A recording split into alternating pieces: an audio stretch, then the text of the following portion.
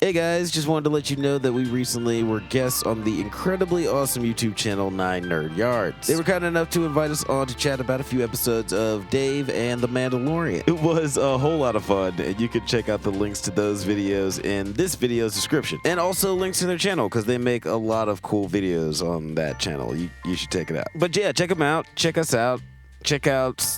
Okay, that's it.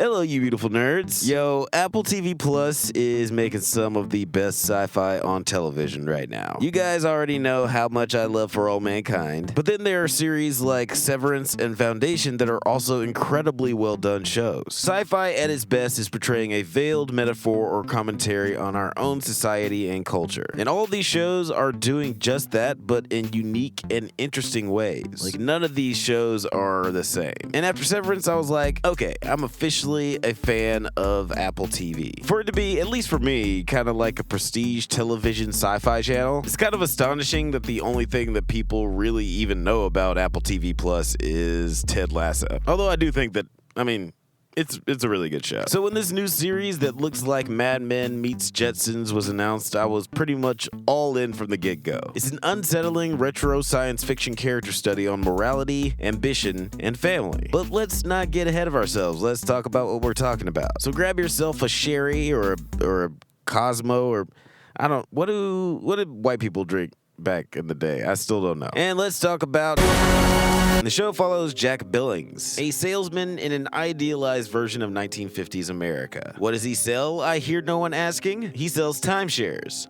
On the moon. A man named Jenkins came up with the idea of putting a subdivision in space and hired this interesting group of people to sell that optimistic future to desperate individuals. We all know that timeshares are bullshit. So the idea of a guy selling timeshares for the moon sounded extra sketchy. Like, okay, what's really going on here? There's quite a lot of characters in this show. One might say too many. The character of Myrtle is kind of the villain of the season. She plays a customer who is wronged by the Moon Timeshare Company and is seeking revenge. She's not a bad person by any means, but she is on a crusade to stop these people because she's at a crossroads in her own life where she's at her wit's end when it comes to liars. I'm a big fan of Allison Pill. I've been obsessed with her ever since Scott Pilgrim because the woman can clearly do anything, and she plays this character perfectly. Deshaun Williams, however, is far and away the best performance on the show. The character of Herb Porter is fucking hysterical. He is the corniest guy on the planet, which makes for some really funny scenes, but his story is also kind of sad. The choices that Williams makes are just superb. There are times where you can just see him forcing optimism out of his eyes as he's staring despair right in the face. This character had me rolling, dude. It's like, why?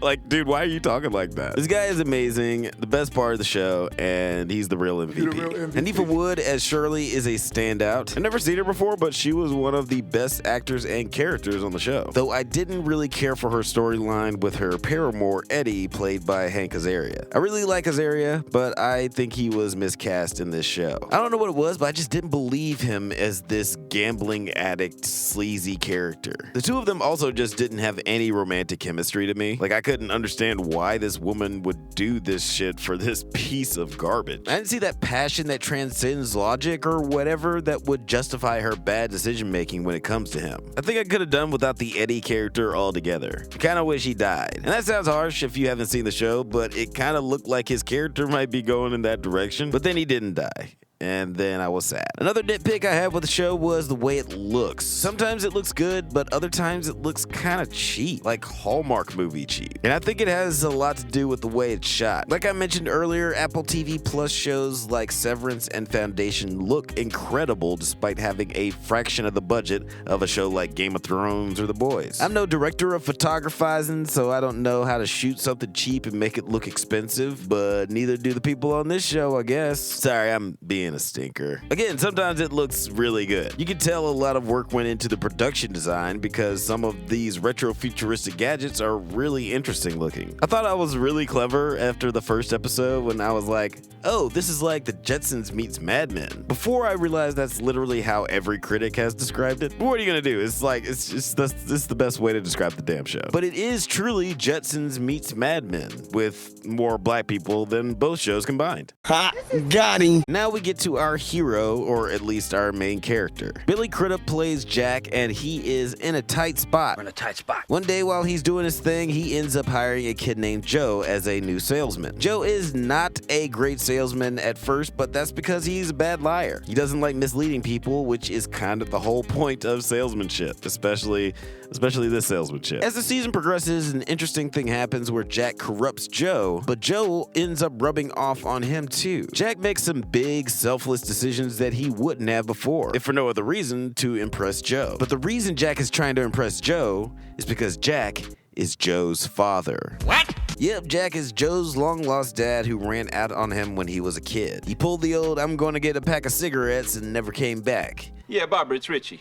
Yeah, look it, I ain't never coming home no more. Take it easy. This show was at its best when it was focusing on the themes of fatherhood and trust. Because all Jack wants is for Joe to trust him, but he tries to achieve that by lying to him constantly. But as an audience, you're equally conflicted because you can get how impossible it would be for him to reveal this truth at this point in their lives. It really highlights the intoxicating prospect of living an idealistic life unburdened by the ugly truth. It's kind of funny how good things can be without the truth getting in the way. And this guy is a really good salesman, so he can sell the very idea of dishonesty without even breaking a sweat. And you can tell in certain scenes that he's trying to convince himself of the lies as much as he is the person he's talking to. Before he meets Joe and his whole way of living is essentially challenged, he truly believes that selling these poor schlubs a fantasy is actually making the world a better place. He literally thinks that the temporary feeling of hope will outweigh the feeling of despair that is sure to come when the other shoe drops. Through Joe, he's able to humanize the walking dollar signs he calls clients and start to look out for their well-being. Again, you're not quite sure if he's doing it because it's the right thing to do or if he's just trying to impress his son. But if he's doing a good thing,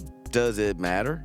But regardless, the hope is that he would adopt this as a consistent mentality. This show asks some tough moral questions throughout the season. It's not really an easy watch. Even the nicest person on the show is still pretty despicable. And Billy Crudup is pretty good in this. I have a thing about his acting. He just makes weird choices sometimes, like his line deliveries are just sometimes the strangest I've ever heard. But then I read an article where he talks about why he makes such weird decisions, and I was like, oh, okay.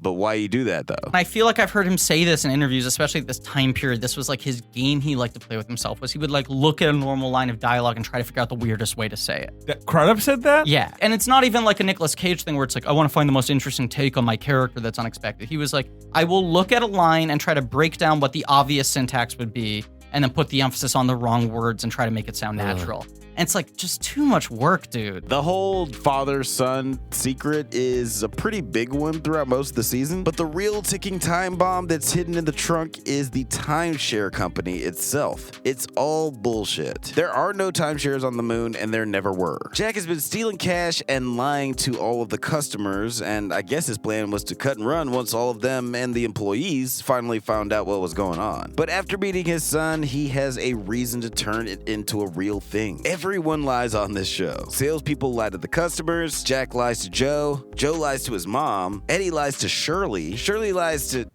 actually, she's alright. But everyone seems to be lying to themselves a little bit. At some point in the series, you can see each of the characters think to themselves, it's not that bad. So my dad's a liar. It's not that bad. So we told the customers we'd have something ready today when it'll be done in a month. It's not that bad. All these characters are in a constant battle, caught between trying to convince themselves that what they're doing isn't that bad, but also telling themselves that eventually they will change their ways. Because as we all know, it's never too late to stop being a dick. The show is marketed as a comedy, and I guess it is technically a half-hour show, so it'll probably be competing for the half-hour comedy nomination when the time comes. But this is a comedy like The Bear is a comedy. By the way, you should watch The Bear too, it's really good. Shit is not really that funny, but then at times, it kinda is. And despite my problems with the show, I do hope that Hello Tomorrow has a bright future ahead, and gets a couple more seasons to flesh out this spacely sprocket-ass universe. My ranking, I liked it. Okay, that's all for this review. Thank you so much for watching, and don't forget to check out the Drunk Panthers podcast and our new show, Does It Hold Up?, where we talk about classic genre films with our special Ubly-Tubly friends. But until next time, stay safe, my little sprockets, and may the force be with you.